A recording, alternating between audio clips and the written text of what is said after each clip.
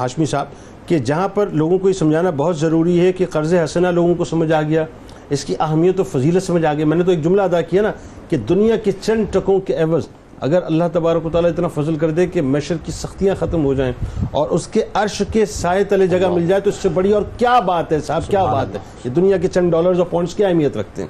اچھا جی، اب تیسری جو بات ہے وہ بڑی اہم ہے، وہ یہ ہے کہ ایک شخص قرض دے رہا ہے، ٹھیک ہے جی، اور ایک شخص قرض لے رہا ہے۔ اب ان دونوں کے درمیان جو لینے اور دینے کے معاملات ہیں اس پہ کچھ احکام، کچھ مسائل ہیں، یہ لوگوں کو ذرا تفصیل سے بتائیے کہ یہ کیا ہے بنیادی طور پر۔ بسم اللہ الرحمن الرحیم، اللہم صلی علی سیدنا مولانا محمد وبارک وسلم۔ بہت شکریہ جنید بھائی۔ یقیناً آج کا عنوان ہماری ناظرین کے لیے بھی بڑا دلچسپ ہے اور بہت ساری چیزیں آج سیکھنے کو مل رہی ہیں، اور جیسے کہ مجھ سے قبل فاضل مفتیان اکرام نے بہت اچھے انداز میں بیان کیا ہے۔ ایک زبردست قسم کی بات جو میں یہاں ایڈ کرنا ضروری سمجھتا ہوں لفظ قرض کے حوالے سے، بتائیے۔ قرآن مجید فرقان حمید نے کہا ہے من ذا الذی یقرض اللہ قرضا حسنا، کون ہے جو اللہ کو قرض۔ اب یہاں لفظ قرض کے اوپر امام قرطبی رحمۃ اللہ تعالی علیہ نے ایک جملہ لکھا ہے۔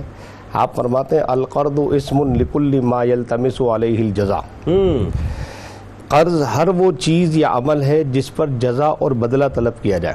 سبحان اللہ۔ اچھا، اردو زبان میں ہم کہتے ہیں کہ کسی کو کسی چیز کی ضرورت ہوئی، اپنے پاس نہ تھی، اس لیے دوسرے سے ادھار لے کر دے دی، ٹھیک ہے، لیکن اس میں یہاں پر اللہ تبارک و تعالیٰ کی ذات پہ اعتراض آ جائے گا نا کہ وہ غنی حمید ہے، وہ کسی سے کیا لے گا اللہ۔ تو اس لیے امام قرطبی نے اس کی تعریف فرمایا یہاں قرض سے مراد یہ کہ ہر وہ چیز یا عمل ہے جس پر جزا اور بدلہ طلب کیا جائے۔ اللہ۔ تو اب اس سے پہلے بات ہو رہی تھی جہاد کی، کہ جہاد میں تم راہ خدا میں مال خرچ کرو گے تو اس کے بدلے میں اللہ تبارک و تعالیٰ تمہیں اور زیادہ کر کے عطا فرمائے گا۔ سبحان اللہ۔ تو اب یہاں پر ہم دیکھتے ہیں کہ قرض دینے والے کے لیے بھی کچھ احکام ہیں، قرض لینے والے کے لیے بھی کچھ احکام ہیں۔ تو ہمارے علماء اکرام نے اور ہمارے فقہا نے اس کی بڑی وضاحت کی ہے۔ بتائیے وہ۔ مثلاً قرض دینے والے کے لیے یہ ضروری ہے کہ قرض دینے سے پہلے وہ اپنے گھر کے اخراجات کا پہلے خیال کرے۔ اچھا، یہ اس سے پہلے کی بات آ گئی۔ یہ تو اہل و عیال کا خرچہ جو ہے نا وہ پہلے ضروری ہے۔ بالکل ٹھیک ہے۔ آپ کے اپنے گھر والے، یہ نہ ہو کہ آپ کے گھر والے بھوکے مر رہے ہوں، آپ کے بچے کے اسکول کی فیس نہیں بھری جا رہی ہے، آپ کے جناب والا والدین بیمار پڑے، ان کے آپ تیمارداری نہیں کر رہے ہیں اور باہر آپ حاتم تائی بنے گھوم رہے ہیں۔ بالکل ایسا نہیں ہونا چاہیے۔ پہلے سب سے پہلے آپ اپنے گھر کے اخراجات کو دیکھ لیجئے۔ اچھا، آپ کے گھر کے اخراجات مکمل ہو گئے ہیں، اس کے بعد آپ کے پاس کچھ مال بچ گیا ہے، ٹھیک ہے، آپ کے ذوی الارحام میں کوئی مانگنے والا ہے، کوئی دوستوں میں ہے، تو پھر اس قدر اس کو دے سکتے ہیں کہ دینے کے بعد آپ کسی اور کے آگے دستے سوال دراز نہ کریں۔ اچھا، اب یہ دوسری شکل آ گئی، ٹھیک ہے، کہ دستے سوال یہ نہ ہو کہ آپ حاتم دائی کی طرح دے تو دیا لیکن اب پھر خود دوسرے دروازے سے آپ کسی اور کے پاس جا رہے ہیں کہ یار میرے پاس جو پیسے تھے وہ میں نے ادھر دے دیا، میں پریشان ہوں، مجھے چاہیے۔ بالکل ٹھیک ہے۔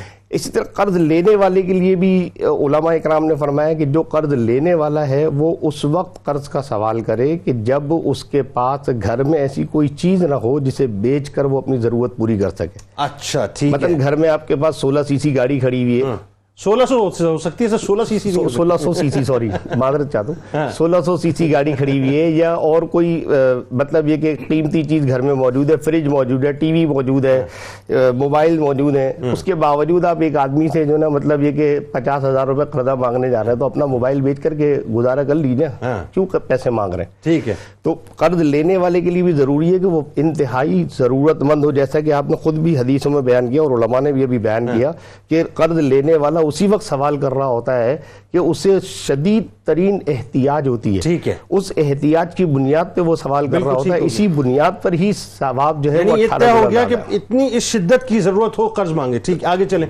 اور اس کے علاوہ اب یہ کہ جب قرض لینے والے نے قرض لیا تو مدت کا بھی تعین ہے کہ جب مدت طے کر لی گئی کہ بھئی اتنی مدت ہونی چاہیے، ہم اتنی مدت پر قرض دیں گے، اتنی مدت میں قرض واپس کیا جائے گا، تو پھر اس مدت کا بھی لحاظ رکھا جائے۔ اب یہاں پر قرآن مجید فرقان حمید کی ایک آیت میں آپ کے سامنے پڑھتا ہوں کہ اللہ تعالیٰ نے ارشاد فرمایا وَإِنْ كَانَ ذُو عُسْرَةٍ فَنَظِرَةٌ إِلَىٰ مَيْسَرَةٍ وَأَن تَصَدَّقُوا خَيْرٌ لَكُمْ۔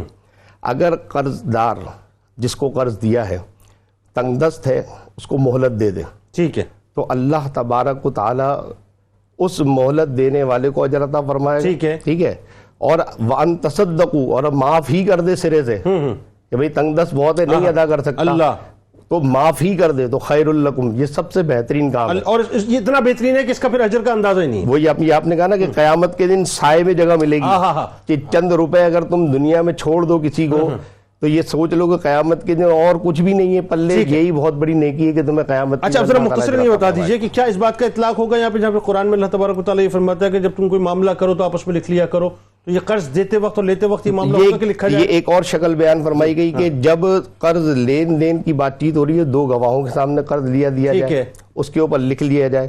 اور قرآن مجید فرقان حمید میں باقاعدہ اس کے احکامات بیان کیے، صرف قرض کے حوالے سے نہیں بلکہ کوئی بھی لین دین کا کام وہ تو مطلقاً آ گیا، لیکن قرض کا معاملہ اس کے اندر شامل ہو جائے گا. حوالے سے بھی یہ ہے کہ اس کے اندر گواہوں کے سامنے لین دین کیا جائے تاکہ کل اگر ایک شخص کا انتقال ہو جاتا ہے تو دوسرا آدمی گواہی تو دے سکے کہ بھئی اتنے پیسے لیے ہیں. ٹھیک ہے نا، تو یہ لین دین کے معاملے میں بھی لکھنے کا ہمیں. اچھا ایک اور چیز، سرکار علیہ السلام کی میں روایتیں جب پڑھ رہا تھا تو اس پہ کیا قربان جائیے صاحب، میرے سرکار تو بس ان جیسا تو کوئی مطلب آپ چھوڑی صاحب لفظ مثال بھی نہیں بنتی یہاں پر، مثال کی مثال نہیں بنتی. بات یہ کہ سرکار علیہ السلام جب قرض لیا کرتے تھے تو ایک تو دیکھیں کسی اور کے لیتے تھے، کسی اور کے لیے، کیسی کمال بات ہے، کسی اور کے لیے قرض لے رہے ہیں، کسی اور کی مدد کر رہے ہیں، اپنے پاس سے لوٹا رہے ہیں، اور جب لوٹا رہے ہیں تو بڑھا کے دے رہے ہیں، یعنی جس سے قرض لیا اس کو بڑھا کے دے رہے ہیں. اور کمال یہ کہ اس سے پہلے خدا نہ خواستہ یہ طے نہیں ہو رہا ہے کہ بڑھا کے دیا جائے گا، سرکار خود محبت میں جو ہے شفقت فرماتے تھے. یہ احسان کہلاتا ہے، قرض دینا بھی ایک احسان ہے، قرض کی مدت کا دینا بھی احسان ہے. تو رسول اللہ صلی اللہ علیہ وسلم تو احسان کرنے والی ذات، احسان کرنا سکھایا ہے. تو آپ نے ہمیشہ دوسروں کے لیے قرض لیا اور پھر اپنے پاس سے عطا کیا، تو یہ احسان پر احسان پر احسان ہے.